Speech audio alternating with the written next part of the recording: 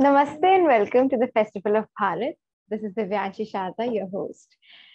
The guest for today's show is somebody who does not really need an introduction, but as we all know, he is Shri Tarek Fatah ji, who happens to be a Pakistani-Canadian columnist for the Toronto Sun and the author of the book, The Tragic Illusion of an Islamic State.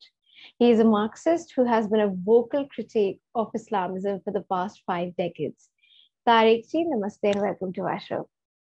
Thank you for having me. Thank you. We're truly honored to have you here with us. Oh, so, not at all. Dhanyawad. So, you are really vocal about the current Israel-Palestine issue that took place very recently. So, regarding the same, you have written a lot about this, you've spoken a lot about this. For our viewers' sake, could you please tell us a bit about the history of this conflict? Well, it all depends how far back you wish to go.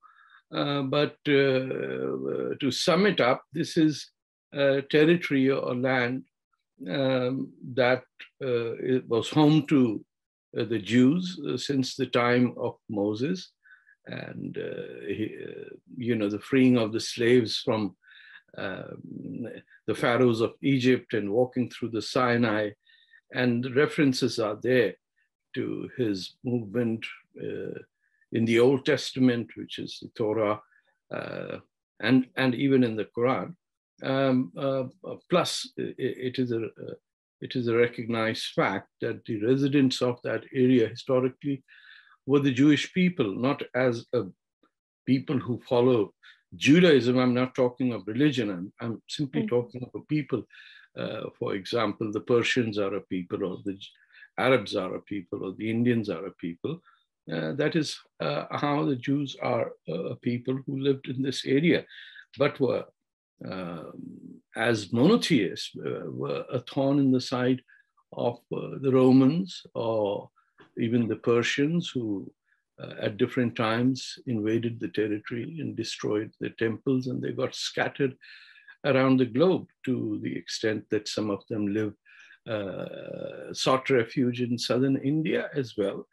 Where near Cochin there is still a synagogue to their name. They elsewhere in Mumbai or in Karachi or even in Peshawar, which is northwest area, they were known as, the Mumbai Karachi people are known as the Bani Israel.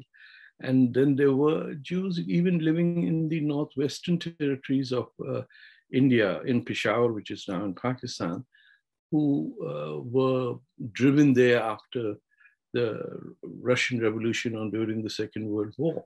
So they were scattered around the world, but there has always been a Jewish population in that area.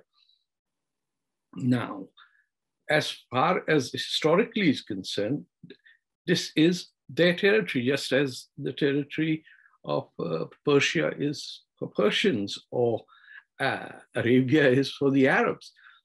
However, in the year 636, I'm trying to cut it short, that's the first time that the Arabs invade this place. And our Muslims are quite proud of the fact that the second caliph, that is Umar, or Hazrat Umar as we say, led an army and occupied those territories, and on top of the Jewish temple built a ramshackle mosque, a wooden structure that would later be referred to as Masjid al-Aqsa, because there are references of what Muslims believe is the flight of Prophet Muhammad to the skies, and they say the steed or the horse on which he was stopped over in Masjid al-Aqsa. But the masjid that they call Masjid al-Aqsa was built much later. So it's a convenient connecting of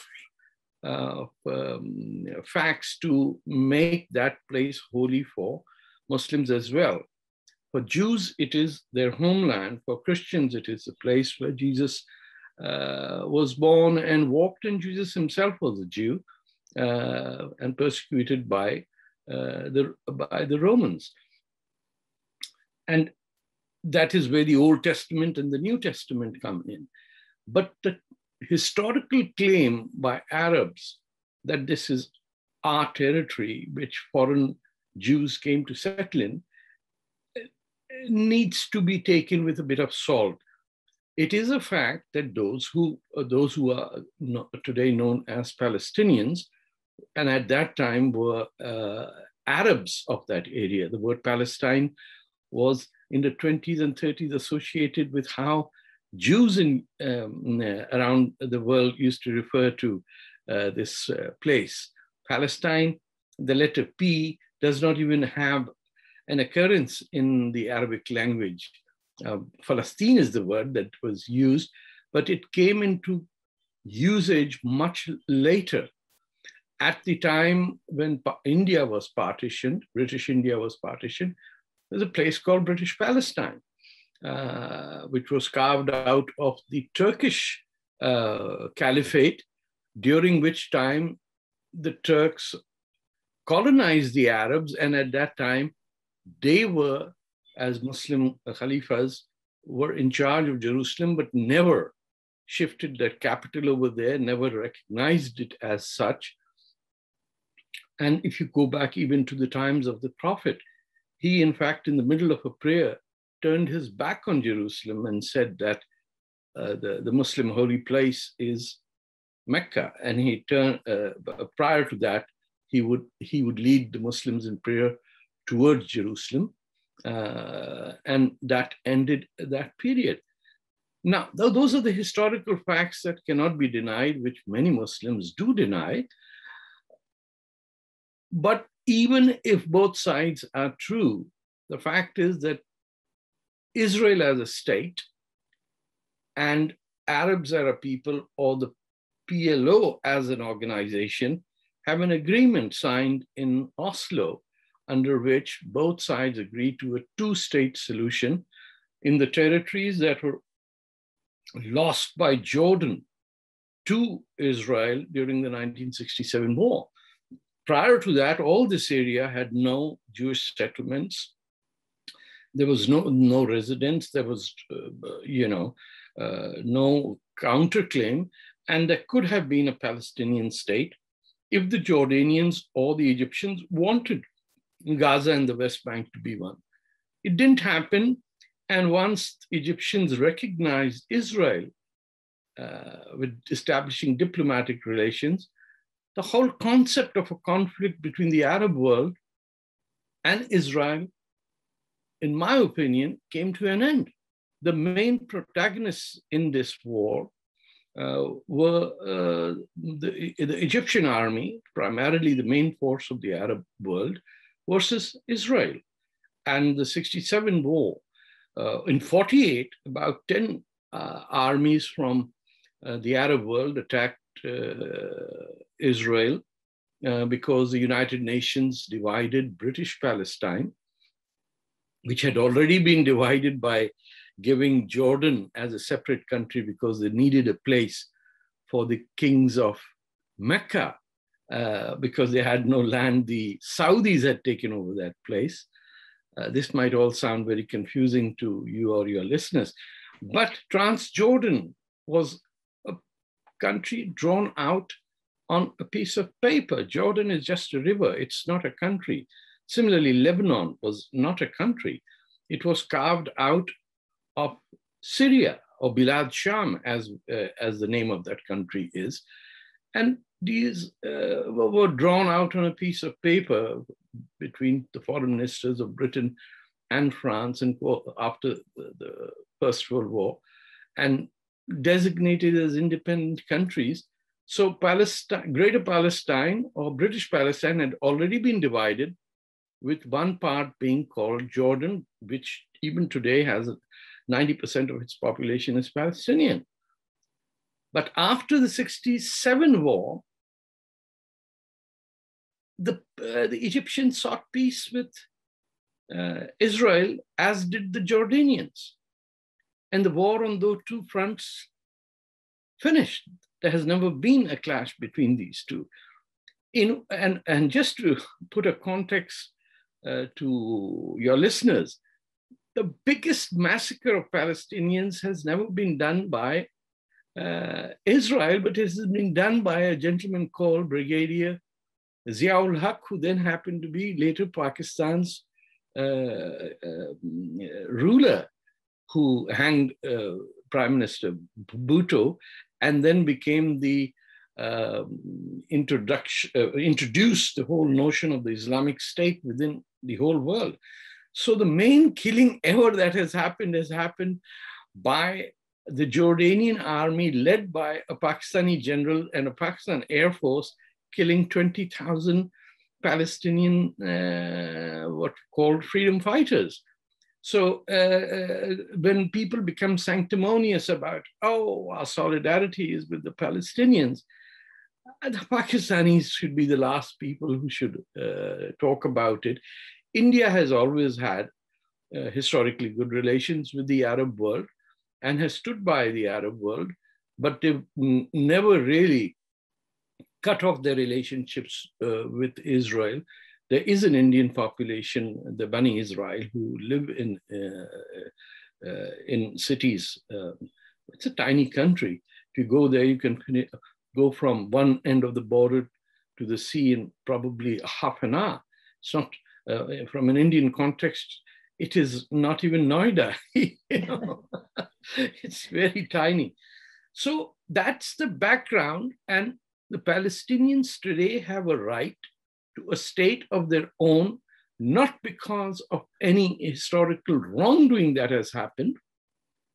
And if it has happened because the Arabs lost the wars, attacked a new state. If they had followed the 1948 partition, Palestine or the Arab areas of British Palestine would have been a thriving state, with their own port. Jerusalem would have been a UN governed territory with no occupation by anyone. But they refused and they attacked Israel. As Israel, on its part, accepted the partition, but were attacked. And so subsequently, Israel became much larger than the UN had sanctioned it to be. Now, we can't first condemn the UN declaration division and then claim that we want it exactly the way it was. I'll take it if I win and I'll take it if I lose does not apply in the real politics of the world. So today, the answer would be the creation of a Palestinian state on the West Bank. I would say even a three-state solution, because Gaza is a completely different culture that has evolved out of the massive killing by Hamas of the Palestinian administration's officials over there. So today, the government of the Palestinians is based in Ramallah under Abu Mazen, who was elected for 5 years and is now in his 15th year in power. And all their representatives after the election were killed by Hamas, not by Israelis. So these three entities, my understanding is that Gaza has reason to be an independent state on its own. And West Bank can certainly be in the territories that are controlled by the Israelis. I really believe that the settlements should not be built anymore. And where they've constructed the wall, they should declare the border and finish the conflict. You can't keep on fighting and losing a war, getting your own people killed, and then use that method as the basis of a future action.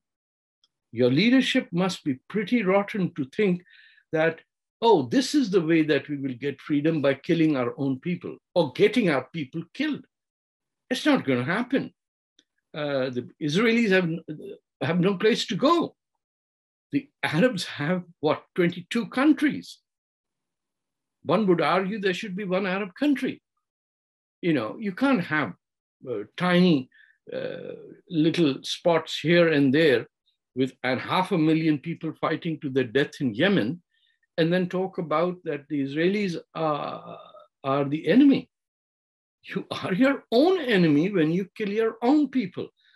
In Syria, 500,000 people have died where Muslims have been fighting each other. Muslim Arabs have been killing Muslim Arabs.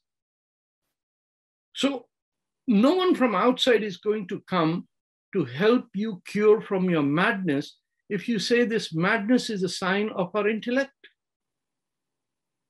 So to sum it up, that's not necessarily or entirely exactly how one could table it, but for your listeners, this would be a fair idea. Now, what I'm saying is would be rejected outrightly by perhaps not the Arabs, but the Muslims in India and the Muslims in Pakistan, who have their own constructs because they deny their own identity. You see, they live in the Indian subcontinent, which is Hindustan, but they deny that fact that they're Hindustanis by adhering to the culture or the naming conventions that come from overseas. Ashok naam ka to nahi Musalman milta na, to usi tarah pade hain sabke sab.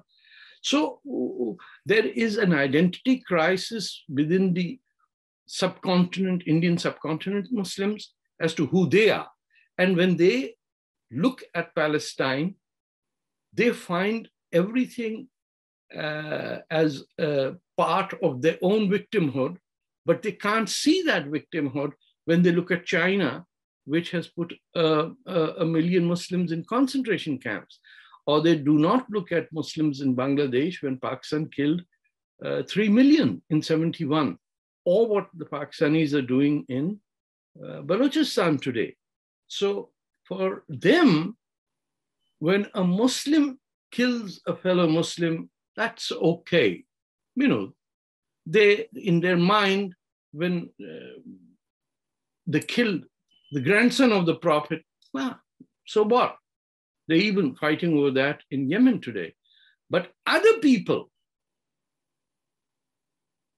based on any set of rules, dare not criticize the idiotic nature of our struggle or say that you're doing something seriously wrong. You need to come to some understanding that this is the 21st century, not the 12th. And we just claim that, well, it's a question of shifting digits. You have 2, 1, and we have 1, 2. And since 1 and 2 are in series, therefore we must be right. I don't want to be dismissive, but we are in bad shape as a community, as a Muslim community.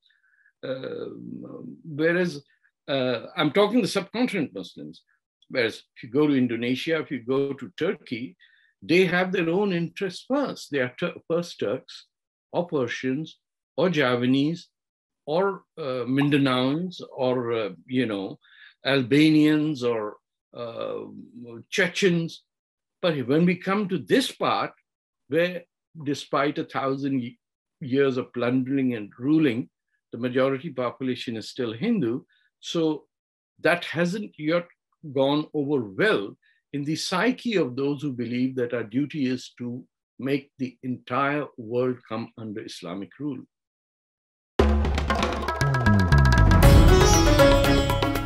Namaste. We hope you enjoyed this Chitti Media content. Please remember to subscribe to us and switch on the notifications for this channel. For our other social media links, more content, and to support our work, please visit citti.net. Dhanyavad. Namaskar.